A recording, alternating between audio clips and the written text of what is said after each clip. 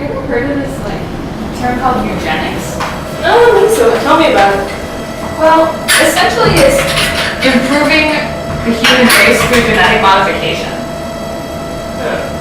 Yeah, it started out with people breeding, planning, keeping bloodlines straight, and then it kind of turned into people actually modifying, cloning and stuff like that. I don't know, it's really interesting. Sounds kind of like what the Nazis did. That's what people usually think of. I've talked to some other people about this too. But it turns out it kind of started in the United States. Really? Yeah. We had an American Breeders Association. So I think I'm going to do a research paper on it. Sounds like a good topic. Yeah. I think I'm going to just analyze how, because there's two different eugenics movements, I guess. There's a past one and then there's one now. I think I'm going to analyze how those are different from each other and then how they are shown in motion pictures. Will you know how it goes? Yeah, I will definitely.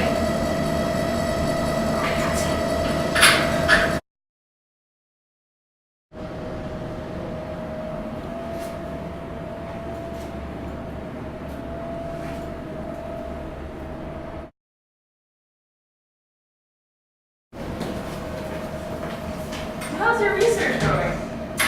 Really well.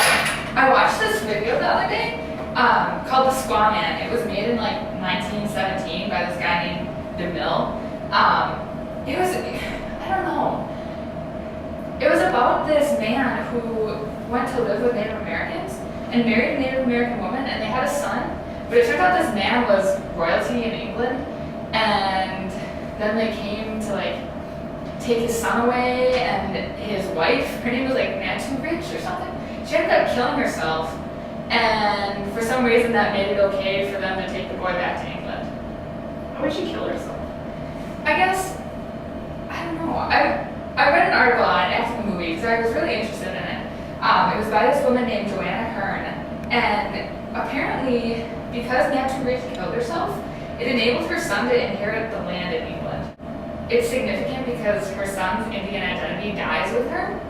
So she talked more about how important the bloodline was back at that time. So if your parents were mixed race marriage, your bloodline was tainted. It's interesting. And so apparently that allowed the child to become royalty in England because he was no longer associated with his Indian mother.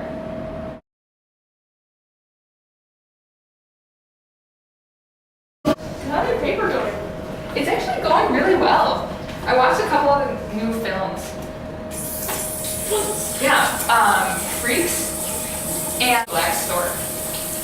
Never heard of those. Yeah, Freaks is really interesting, and apparently it was a horror film. And it wasn't scary at all. And then The Black Stork was about this doctor who withheld treatment from a disabled baby and ended up killing him. How terrible. It's terrible. I don't know. I'm looking forward to doing more research on it.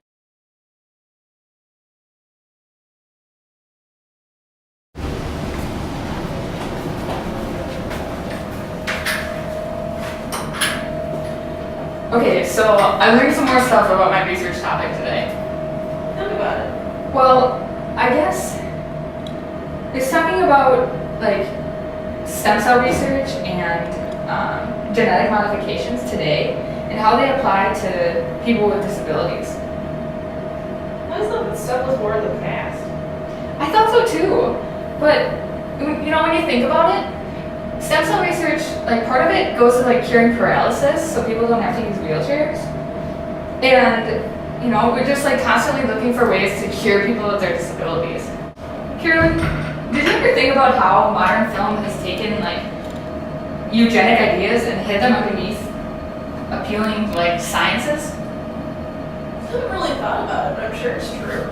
Yeah, it's really interesting. Genetic engineering, think about how everyone's super excited about it and it's just really cool and fascinating to people. But then, I was watching this movie called The Matrix the other day, and, I looked at all the people who, were considered artificially intelligent, like superhumans, and they're all white. We genetically engineer people to be white. The portrayal of people with different ethnic backgrounds,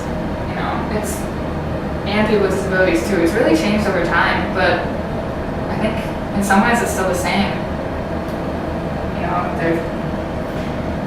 We're getting to the point where it's a fancy idea, genetic engineering, but as far as films are concerned, we wipe out people with race and ethnicity and all different kinds of diversities with that science. So what can we do about this?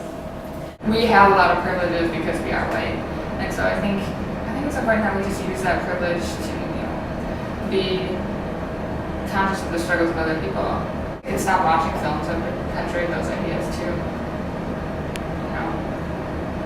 Because that's where the money comes from. So if we unite people to stop watching films, then I think we can make a difference. Yeah.